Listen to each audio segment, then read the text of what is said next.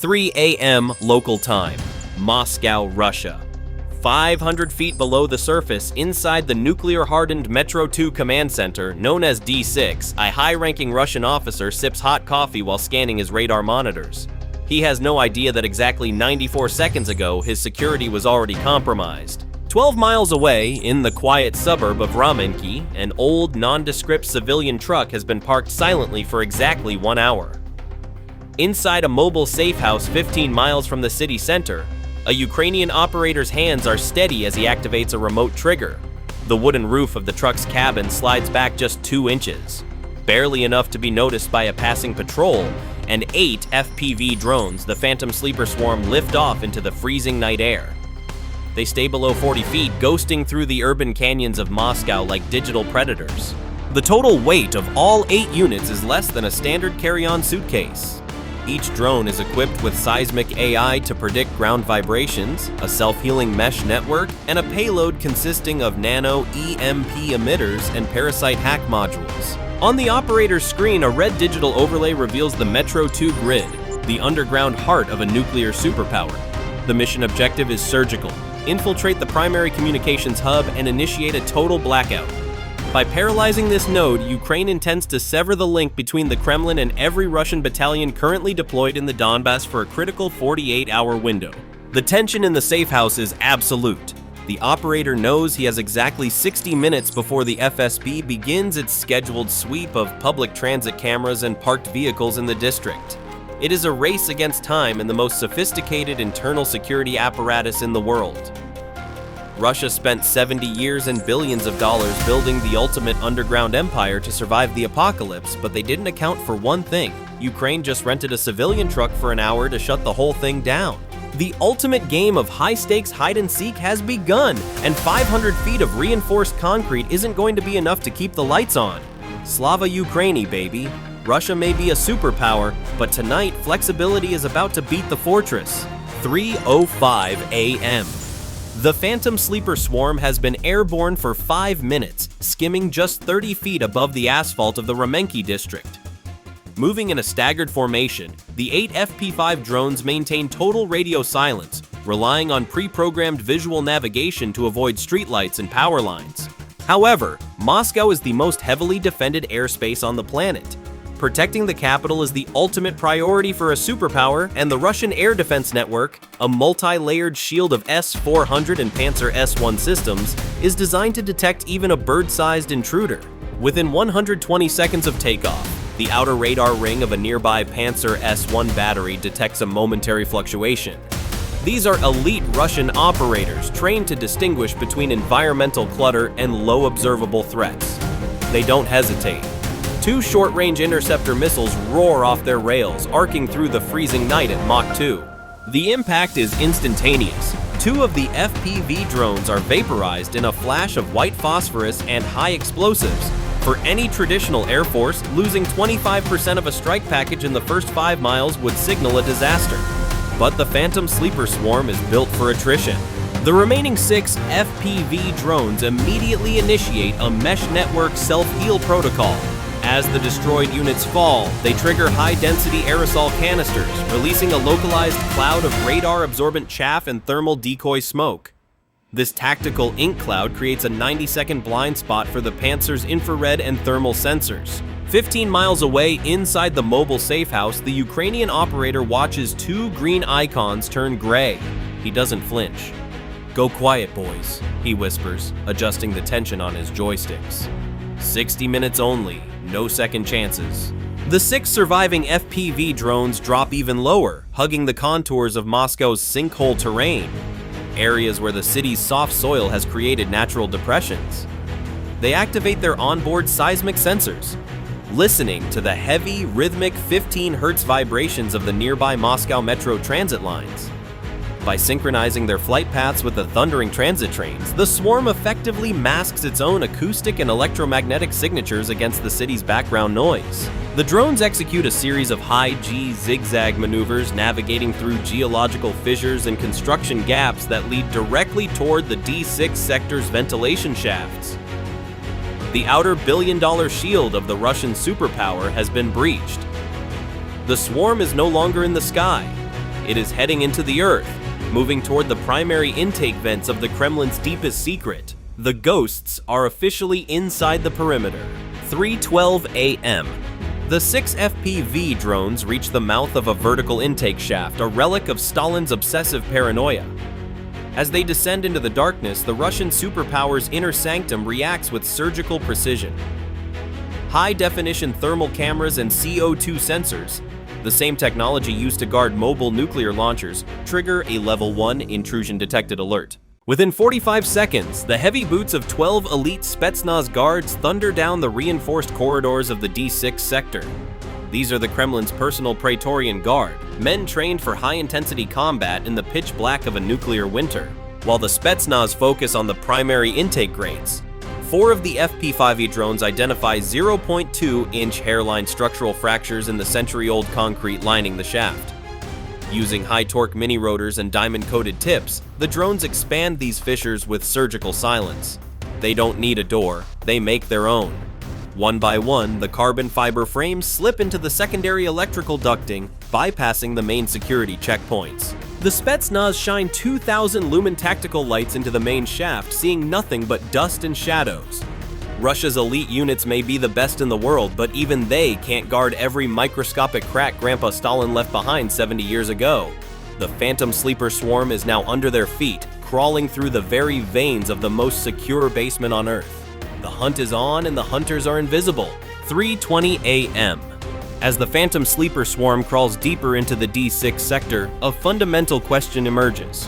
How does a handful of low-cost drones survive inside the high-tech heart of a nuclear superpower? The answer lies in the analog paradox of Soviet engineering. Metro 2 was built to survive a nuclear apocalypse, which means its core infrastructure relies on massive shielded copper cabling and localized analog radio networks. To a modern signals intelligence suite, this isn't a fortress, it's an open book with no password. While Russia possesses some of the most advanced electronic warfare (EW) systems on the planet, they are designed to jam Western satellite uplinks and high-altitude GPS signals. They are not calibrated to detect 6 tiny drones operating inside their own internal wiring. Furthermore, the Swarm's AI seismic suite provides a tactical advantage that no camera could offer. By listening to the 20 Hz thud of Spetsnaz boots against the high-density concrete, the drones can triangulate the exact position of the search teams through the walls. 15 miles away, the Ukrainian operator watches a 3D acoustic map of the bunker. He can see the footprint of the Russian guards as clearly as if they were standing in front of him. When a Spetsnaz squad nears a junction box, the operator sends a kill silent command. The drones instantly cut their motors and cling to the copper pipes using magnetic landing gear, reducing their thermal and acoustic signatures to 0. It's a masterclass in technical irony. Russia brought a nuclear-powered sword to this fight, but Ukraine brought 8 tiny mosquitoes with PhDs in Russian bunker architecture. The superpower's strength, its massive, unhackable physical shielding, has become its greatest weakness. The Phantom Sleeper Swarm isn't just in the bunker, it's using the bunker's own nervous system to hide from its masters. The target is now less than 100 feet away. 3:35 a.m. The electronic landscape within Metro 2 suddenly transforms into a hurricane. The Russian High Command, finally realizing this isn't a mechanical glitch, activates the Krasuka 4, a high-power electronic warfare system usually reserved for blinding NATO satellites. The RF energy saturates the conduits, instantly severing the radio links to 4 of the FPV drones. Simultaneously, a series of 2-foot-thick nuclear blast doors slam shut across the D6 sector, sealing the communication hub behind 40 tons of reinforced steel. 15 miles away, the Ukrainian operator's screen flickers with static. He doesn't flinch. The Phantom Sleeper Swarm shifts into semi-autonomous AI mode. Using pre-programmed structural maps, the drones stop looking for a signal and start following the physical layout of the bunker's wiring. Every 60 seconds, they execute a 3-second burst override, punching through the Krasuka's jamming field just long enough to update their coordinates. But the Russians have more than just jammers. High-sensitivity seismic sensors detect the microscopic hum of the drone motors through the floor. The defense system triggers an emergency anti-flooding protocol, pumping thousands of gallons of high-pressure water into the lower cable ducts to drown the intruders. The swarm reacts with technical brilliance. The 6 drones deploy a specialized enzyme buoyancy foam, creating a localized air pocket that keeps their electronics dry and afloat. While the water surges, 2 drones use magnetic parasite clamps to latch onto the main Russian fiber optic trunk. They inject a high-priority data packet into the internal network. Seismic anomaly identified as heavy transit interference. False alarm. Drill test concluded.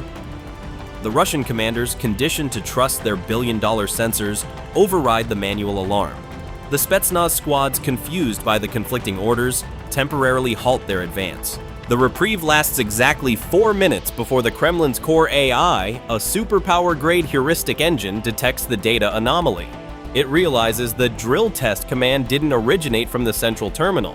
It immediately locks every primary steel door and activates ultra-fast frequency hopping jammers that cycle through 5,000 channels per second. The Ukrainian operator makes a cold tactical calculation. He sends 2 scout drones on a high-speed suicide run, intentionally broadcasting massive amounts of electronic noise to draw the Russian AI's focus. While the Russian jammers hunt the decoys, the 3 remaining drones use their onboard processors to learn and synchronize with the Russian frequency pattern in exactly 18 seconds. They ghost through the final 50 feet and position themselves directly over the primary server hub, releasing a 10,000 joule nano-EMP payload. In a final desperate countermove, the Russians activate emergency backup ventilation and scramble 20 more Spetsnaz from a secondary bunker. But the parasite hack has already burrowed into the bunker's root directory. It broadcasts one final ironclad command across the entire D6 sector. All systems secure, initiating nuclear drill simulation. The Russian security protocol, designed to be unbreakable, does exactly what it was programmed to do. It locks every internal door, disables every terminal, and shuts down all manual overrides to protect the staff from a simulated nuclear blast. The Russian superpower has just locked its own elite guards out of their own heart. The Phantom Sleeper Swarm is now alone in the room with the servers, and the countdown to total darkness has begun. 3:50 a.m. The D6 command center is paralyzed. Every terminal is a black mirror, and every radio is silent. The Russian high command, trapped behind nuclear blast doors that their own software won't open, is reduced to using handheld flashlights. The Phantom Sleeper Swarm has achieved total technical decapitation. The destruction is surgical. By using a localized nano-EMP instead of high explosives, Ukraine avoided a kinetic event that could be misinterpreted as a nuclear strike. Yet the result is identical: a 48-hour total severance of the Kremlin's command and control link to every battalion in the Donbas. Strategically, the ROI is staggering. A mission involving 8 FPV drones and a rented civilian truck has neutralized a $500 million facility and shattered the myth of the impenetrable Metro 2. While the Russian military scrambles to restore primitive wire communications, Ukrainian forces on the front lines have already begun a massive armored breakthrough, exploiting the 48-hour window of Russian silence. The lesson is clear. A nuclear superpower with the most sophisticated underground fortress on Earth cannot survive 8 smart drones with a 60-minute head start.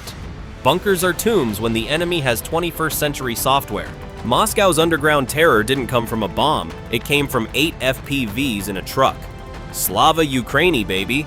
Russia may be a superpower, but Ukraine just proved flexibility beats the fortress every single time. Bye for now.